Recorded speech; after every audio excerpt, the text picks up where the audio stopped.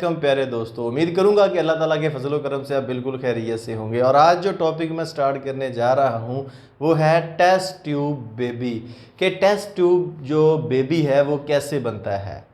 तो आपके ज़हन में कंसेप्ट आता होगा कि ये शायद ये टेस्ट ट्यूब के अंदर बनता होगा। तो ये चलते हैं, आपको अंडरस्टैंडिंग करवाते हैं कि ये कैसे बनता है और क्यों बनता है, हमें इसकी क्यों ज़रूरत महसूस होती है। तो ये आपके सामने मैंने कुछ डायग्राम ड्रॉ किए जिससे आपका कंसेप्ट 100% क्लियर हो जाएगा। यहाँ पे आप देख सकते हैं मैंने मेल यानी नर की ये डायग्राम बनाई है और ये फीमेल यानी मादा यानी औरत की डायग्राम बनाई है। अगर हम मेल और फीमेल के अंदर देखें, इनके गुनेड्स की बात करें, इनके सेक्स ऑर्गन की बात करें, तो हमें यहाँ पे पता चलेगा कि जो मेल गुनेड होते हैं यानी कि वो फैक्ट्री जिनके अंदर मेल गमीट बनते हैं जिनको हम कहते हैं स्पर्म। अब वो जिस फैक्ट्री के अंदर बनते हैं उनको हम कहते हैं टेस्टी। तो आप देख सकते हैं यहाँ पे टेस्टिस आपको नज़र आ रहे हैं और उसके अंदर जो बनने वाले सेल है जिनको हम स्पर्म का नाम देते हैं या मेल गमीट का नाम देते हैं। इसी तरह अगर हम फीमेल की बात करें तो इसमें जो फीमेल गुनेड है यानी कि जो फीमेल की वो फैक्ट्री जिसमें अंडे बनते हैं, एग बनते हैं, वो है ओवरी। अब इस ओवरी के अंदर एग बनते हैं, अंडे बनते हैं।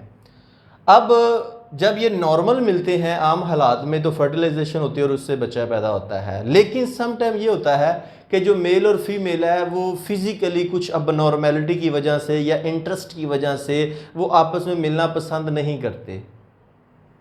तो फिर क्या करना पड़ता है कि उनकी नॉर्मल फर्टिलाइजेशन नहीं करवाई जाती बल्कि वो फिर टेस्ट ट्यूब बेबी की जानब उनका स्टेप जाता है। अब ये टेस्ट ट्यूब बेबी होता क्या है, अब आप देख सकते हैं यहाँ से मेल से हमें स्पर्म मिल जाते हैं, ले लेते हैं हम, और फीमेल से एग ले लेते हैं।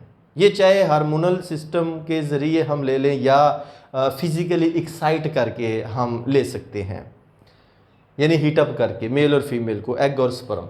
ये दोनों क्या किए जाते हैं लैब के अंदर, लेबॉर्ट्री के अंदर, किसी टेस्ट ट्यूब में, किसी भी चीज़ के अंदर इन दोनों को मिक्स किया जाता है, यानी इनका मिलाप, यानी कि फर्टिलाइजेशन करवाई जाती है। तो फर्टिलाइजेशन से मुराद है कि नर और मादा की जो गमीट सेल है इनका मिलाप जो होता है उसको हम बोलते हैं फर्टिलाइजेशन। लास्ट टाइम भी हमने बात की थी कि एग एक ही बनता है और मिलियन के लिहाज से स्पर्म जो होते हैं वो एक एग को चारों तरफ से घेर कर रखते हैं। और जब उन दोनों के मिलने से फर्टिलाइजेशन के नतीजे में एक सेल बनता है जिसको हम जाइगोड का नाम देते हैं। अब ये जो जाइगोड बन चुका होता है इसको इंजेक्शन की मदद से फिर हमने ट्रांसफ़र करना होता है फीमेल की जो यूट्रस यानी बच्चादानी उसके अंदर। लेकिन ये जाइगोड जो होता है ये जब 3 से 5 दिन के बाद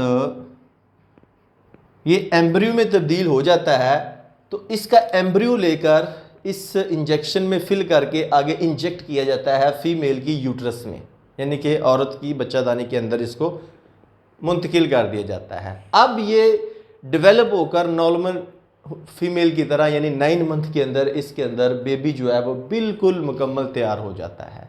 तो इस बेबी को हम कहते हैं टेस्ट ट्यूब बेबी।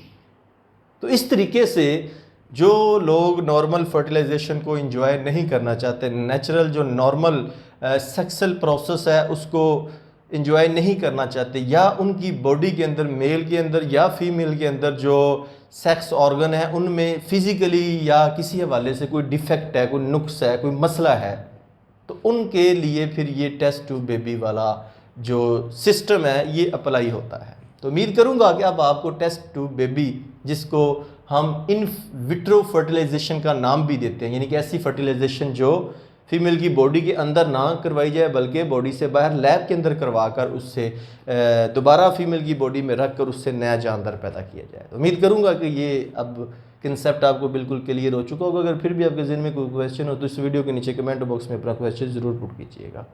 और अगर आप चाहते हैं कि डेली बेस पे इस तरह की वीडियो रिसीव हो तो इस चैनल को सब्सक्राइब करके साथ बेल आइकन का बटन जरूर दबाइएगा ताकि नेक्स्ट टाइम जब भी मैं वीडियो अपलोड करूँ उसका नोटिफिकेशन आपको मिल जाए। तो नेक्स्ट वीडियो तक आपसे इजाज़त चाहूँगा। अपना बहुत ज़्यादा ख्याल रखिएगा। अल्लाह हाफिज़।